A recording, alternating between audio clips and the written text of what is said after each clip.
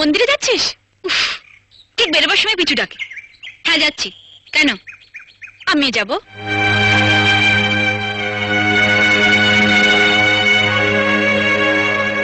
এইভাবে যাবে? এই পোশাকে? লোকে ভাববে চৌধুরী বাড়ির বউ আর ঝি যাচ্ছে।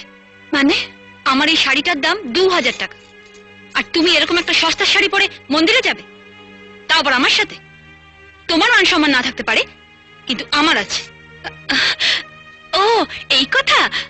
তুই দাঁড়া, আমি এক্ষুনি শাড়িটা বদলে আসছি। এটা ধর।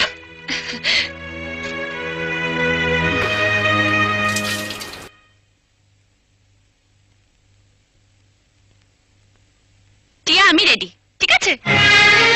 এ কি? এটা তো আমার শাড়ি। তুমি পরেছো, তোমার লজ্জা করছে না? বলো, দামি শাড়ি পরার যখন অতই শখ,